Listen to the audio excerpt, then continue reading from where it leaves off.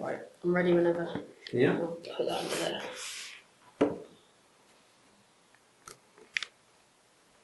Okay. So, first of all, just what are your opinions on the Human Rights Act 2000 being repealed? Are you talking about Court of Human Rights, or are you talking about within the Parliament? I'm talking about within the Parliament being repealed. Well, it's very unlikely the Parliament will reveal a Court of any Human Rights Act.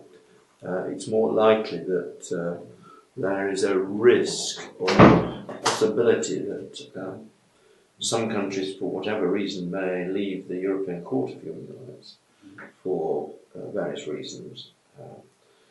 My personal view is the Parliament will almost certainly not, because it's fairly left-wing on that view. I mean left-wing.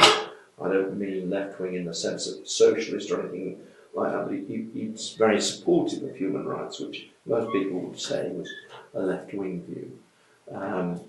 We had a number of votes on gender equality and all that sort of thing, and they all went through last week in the Parliament. With regard to, so I would not expect the Parliament to review. With regard to Member States and the European Court of Human Rights, which by the way has nothing to do with the European Union, we signed up in the 1950, I've got the exact dates, I can't remember, 1950s, for obvious reasons, because there'd been a huge violation of human rights, particularly in the Second World War, and continuing in other walks of life, and quite rightly so. There is a feeling with a lot of MPs and MEPs and public life people that actually has probably, within the member states that are part of the European Court of Human Rights, that it's probably beginning to reach its end, and we should be looking at human rights. For example, if you were to look today, I would say we should be looking at human rights in Syria, for example, which is not, of course, a member of the European Court of Human Rights. But, you know, there are other places, I think, in the world where we should be looking at human rights in greater detail, and perhaps not concentrating as much on issues as to whether, for example, there was a case that's coming up in the European Court where a woman was asked not to wear a cross. You probably know about it. And she's taking her case to the European Court of Human Rights. Now, I think to be quite honest, whoever told her not to wear it was stupid, in my opinion, and it was a wrong decision. But that's my view. But to start to take it to the European Court of Human Rights sounds to me rather ridiculous. And if they're going to be doing that sort of thing when there's huge atrocities going on in the Middle East in particular at the moment, well, then I think there's something wrong somewhere. That's my personal view. So the Parliament won't repeal human rights. Right. On your point of the European Convention of Human Rights, before the Human Rights Act 2000 was established, to appeal a case you'd have to travel to Strasbourg in France. You have to what, sorry? Have to travel to Strasbourg. Yeah, correct. The Human Rights Act 2000 was brought in to say make it easier for the English justice system to say process human rights cases. And a record of 5,000 of these cases have been recorded. So surely removing the Human Rights Act and in the Conservative replacing it with the Bill of Rights, surely that will make the process a lot more quicker and easier and remove all ties to Europe in that decision making. Yes, I mean, the fact that it's always gone to Strasbourg has been a problem, and you're absolutely correct there. It's put an awful lot of people off. I don't see any problem with that at all. I don't. If it were up to the member state, then there would be no problem at all for me personally. But again, I'm not necessarily. It's not. I have to say, it's not my specialist subject. When I look after international trade, and there we have human rights coming into almost every single act that we're putting in now, but it's not European human rights. It's, for example, in Colombia, the rights of the workers. It could be, in Korea, for example, again, certain individual rights. And we're negotiating one in India, and again, it's, there's huge human rights violation there on the caste system. So these are the sort of things that I'm involved with. But I have no problem with that at all, no. And it would speed it up and make it much easier. As you pointed out, human rights escalate on a national scale. And are you aware of the case of Abu Qatada? Yes. Yes. Well, human rights has been claimed a mockery to the English justice system on the base of conflicting rights took the trouble of processing Abu Qatada on the decision whether to support him or not. Surely the Human Rights Act, when it was first established, would have been processed in a way to resolve any of these conflicting rights. Correct. Yeah. Do you think, what are your, say, personal views, removing your ties to the Conservative Party and as a member of European Parliament on the Human Rights Act, how do you feel it should be altered? Well, first of all, I think the case you're referring to is a ridiculous situation. Yeah. We've got assurances from the Jordan government that he will be handled in the case correctly. I see no reason why whatsoever that the man couldn't be deported, and I think people hide behind this in many cases. I think there are cases when it's been extremely useful,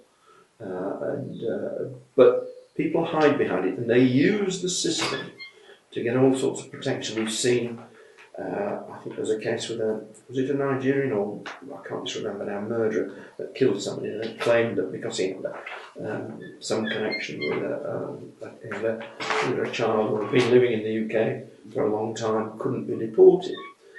And this is where I think the British government have to rethink, and it's only my view, it's not the Conservative Party view, have to rethink their position as to whether we continue to be a member of the Court of Human Rights. We have to be a member if we stay within the European Union, which comes back to your point. So we have to be part of the European Court of Human Rights to stay within the European Union. But then, if you start to talk about human rights, you've got to move even further afield. I mean, if we look at, there's a case with a young man that's got Asperger's syndrome, who is trying to fight extradition to the United States, where I have a feeling that these human rights will not be looked after in the US, believe it or not. So there is always, people will use the Human Rights Act to sort of hide behind certain issues. So we have to rethink the whole situation on human rights within the European Union. And I've just been reading Sarkozy's manifesto for the election. He's talking about pulling out of Schengen. He's saying there are too many people coming into the country and all these sort of issues. So I think people are beginning to reach a stage where they're getting very concerned about the amount of people wanting to live and move within the European Union. So it comes down to how much our human rights affect these laws affecting the ordinary citizens of the United Kingdom. I mean, what is your position? Sorry? What is your position? On whether I agree with you or not? Yeah, personally, I do agree with you. I think people use the Human Rights Act to shadow certain cases and use it as an excuse to stay in this country. And if it was my decision, Abu Qatada would have been deported the first day the case comes to trial. So if he has been branded truly dangerous to the UK, I think that is a just enough reason to deport him. Yes, well, you're exactly the same position as me. Now, you're a member of the Conservative Party, and I think it was in your manifesto, that a Bill of Rights was mentioned to replace the Human Rights Act 2000. Are you talking about the manifesto for the general election? Or? I think. Yeah, it'll be the general election, not the European elections. I'm a European member of Parliament. So go on anyway, go on. I don't follow the legislation that goes through, necessarily, that goes through the UK government. No. Obviously, the Bill of Rights hasn't been put forward due to the coalition and the Liberal Democrats' view. Could you just explain to me what the Bill of Rights will entail? Do you have? I'm sorry, I can't, because I haven't followed it. I do apologise. I don't know it. So if you tell me about it, I can perhaps answer the question. But I deal totally and almost exclusively with international trade and human rights within that. That's my level of connection. So I don't follow the British government on the human rights issue of the Bill of Human Rights. I would guess, and I'm only guessing, that the coalition has held it up because the Liberals don't want it to go through. I'm only guessing that, I don't know.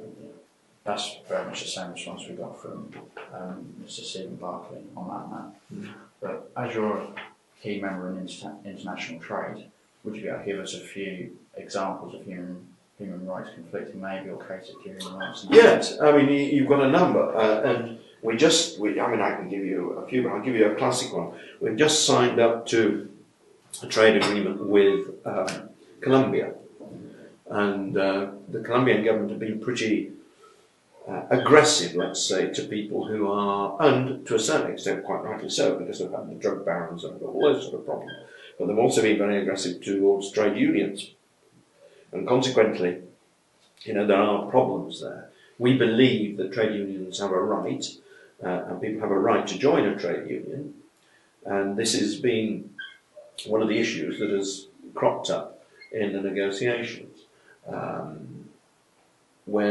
and it could well hold up the final negotiation. I had a meeting last week with the Costa Rica president, and there you have a problem with the workers that work on the banana plantations not being paid the correct wages. These are all things that come up in the International Trade Committee. Another one is we have had meetings with Brazil, and there people are being dispossessed from their lands to encourage big tracts of lands to be farmed with soya, for example. And these are the sort of issues that regularly come to my desk. That was brought to me by an Irish priest who works in the hinterland of Brazil, or central Brazil. So there's, obviously, the Sri Lankan movement against the Tamils is another issue. They've lost their GSP plus status because of the actions taken. Now, that is slightly different because I feel pretty strongly, and I've spent quite a bit of time in Sri Lanka on just talking to people. And I'm talking about not politicians, I'm talking about the ordinary working people who live in the slums and in the poverty areas in the centre of the island. 99.9%, I met one person who had doubts about the way in which the government had got rid of the terrorists, said to me, life is so much better now. We can move freely around the island. We're not threatened by terrorism, and life is much better. Now, these are working people. So you have to take all this into account. And everybody has a human right, whether it be a terrorist or whether it be an ordinary person. And if these people were interfering in the lives and quality of life of these individuals that were, wanting to just get on and farm the land, and I'm talking about real poverty. Less than $1 a day these people are earning. Then they should be allowed to do so without hindrance from them.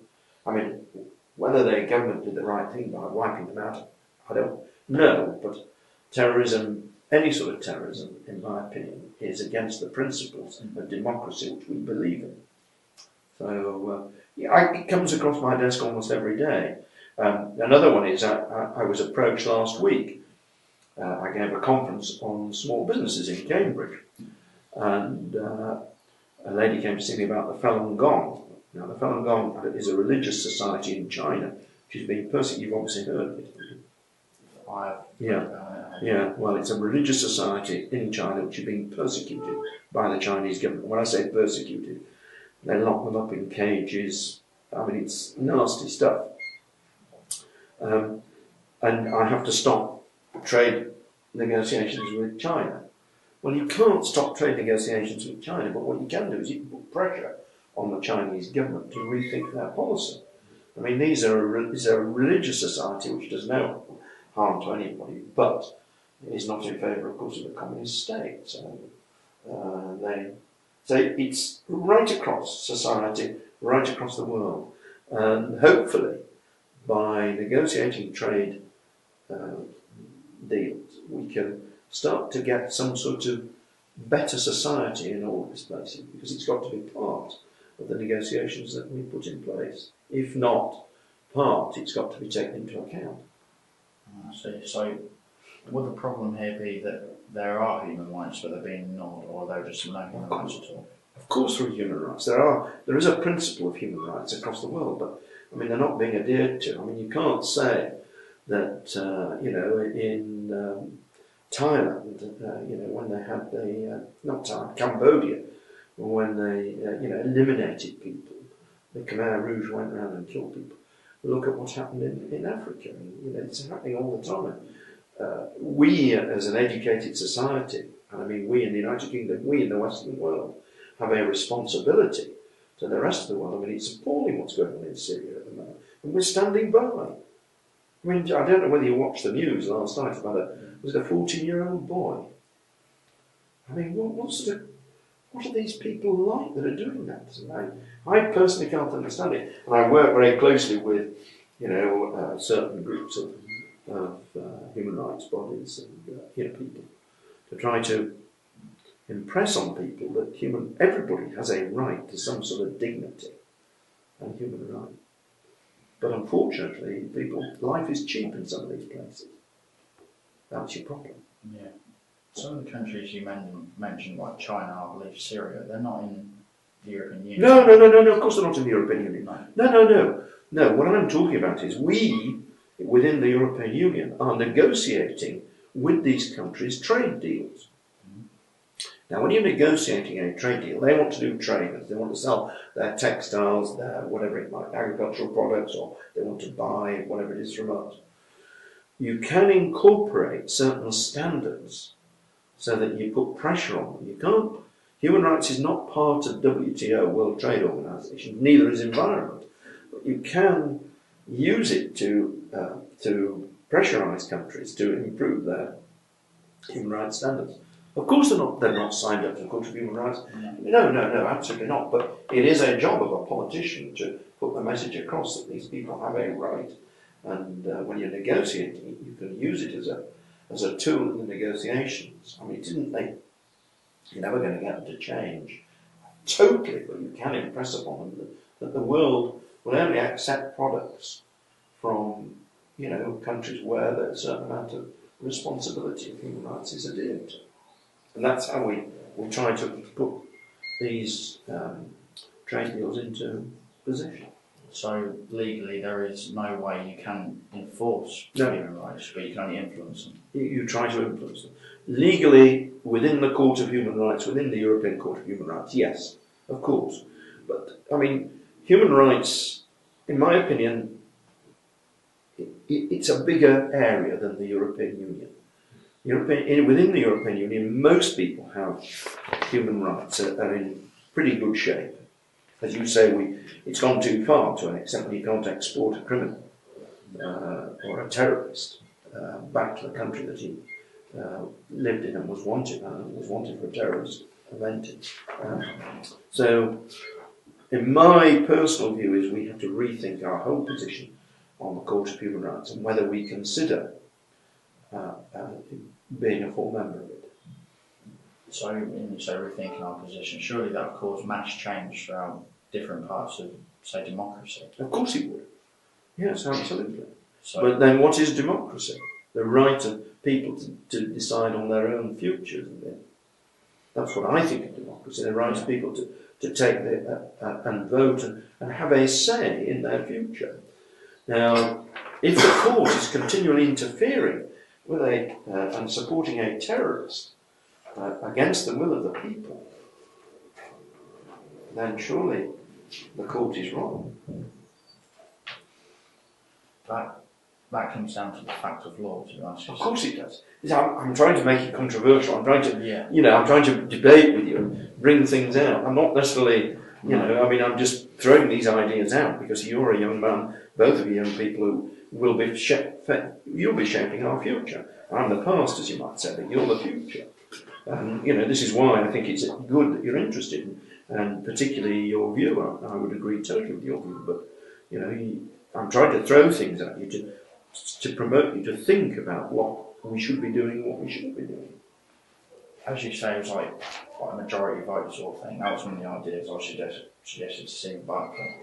And surely it's come down to the Human Rights Act is there to be fair, to be just, to ensure justice. Absolutely.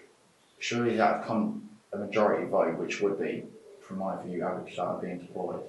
Surely that would contradict the Human Rights Act, because while he's in this country, he has rights, like you said, terrorists even have rights. Surely there's contradicting sides of the story. Well, all right, but who decides on what the rights are? The court.